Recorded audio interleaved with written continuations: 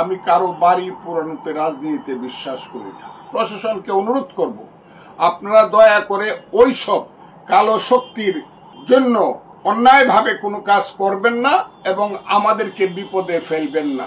আমি খুব দুর্ভাগ্যজনকভাবে একটা খবর পেলাম যে আমাদের এলাকার সাবেক রাষ্ট্রপতি, বাংলাদেশের সাবেক রাষ্ট্রপতি, আমাদের এলাকার জনাব আব্দুল হামিদ সাহেবের বাড়িতে গভীর রাতে কে বা কাহারা আক্রমণ করেছে এবং আরো দুই একটি বাড়ির থেকে কিছু লুটপাট পর্যন্ত তারা করেছে।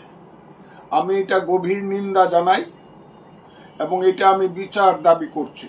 কে বা কাহারা এটা করেছে, আমি পুলিশ প্রশাসনকে আমি আহ্বান করছি, আপনারা দয়া করে এটা খুব দ্রুত দেখবেন। আমার দলের হোক, যে দলেরই হোক, নেতা বা কর্মী যেই হোক, আপনারা যারা যদি অন্যায় কেউ করে থাকে তার বিরুদ্ধে আপনারা অ্যাকশন নেওয়ার চেষ্টা করবেন। আমি আজকে খুব ক্লিয়ারলি বলি, আমি কারো প্রতি হিংসা পোষণ করি না। আপনারা জানেন 24 সনের আগস্ট মাসে আমি যখন মিঠামইনে হাজার হাজার মানুষের জনসভায় গিয়েছিলাম, মানুষ এসেছিল সবকিছু নিয়ে আব্দুল হামিদ সাহেবের বাড়িটি পুড়িয়ে দিবে। আমি মানুষকে হাত জোর করে বলেছিলাম, আমি কারো বাড়ি পোড়ানোতে রাজনীতিতে বিশ্বাস করি না। এবং এই যে প্রতিহিংসার রাজনীতি চলছে বাংলাদেশে, এটা কবে শেষ হবে তাও আমি জানি না। কিন্তু আমার এলাকাতে এই ধরনের প্রতিহিংসামূলক কর্মকাণ্ড হোক, এটা আমি কিছুতেই হতে দিতে চাই না। কিন্তু কালকে যে ঘটনাটি ঘটেছে, আমি জানি না কারা করেছে। নিশ্চয়ই যারা করেছে তারা ক্রাইম করেছে, এবং ক্রাইম যারা করে তারা ক্রিমিনাল, এবং ক্রিমিনালের প্রতি যে ধরনের অ্যাকশন পুলিশ বা প্রশাসনের নেওয়া দরকার, আমি তাদেরকে আহ্বান করব আপনারা সেটা নেন। টানা তৃতীয়বার অর্জন করেছে দেশের সেরা সুপার ব্র্যান্ড স্বীকৃতি বসুন্ধরা টিস্যু।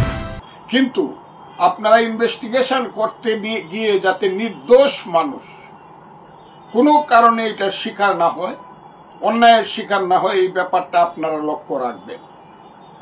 আমি খুব সত্য একটি কথা বলতে চাই, আমার প্রতি সারা বাংলাদেশে স্বাধীনতা বিরোধী শক্তি, বিশেষ করে জামাত শিবিরের একটা প্রতিশোধমূলক একটা আচরণ এবং প্রতিহিংসামূলক একটা আচরণের ব্যাপার আছে।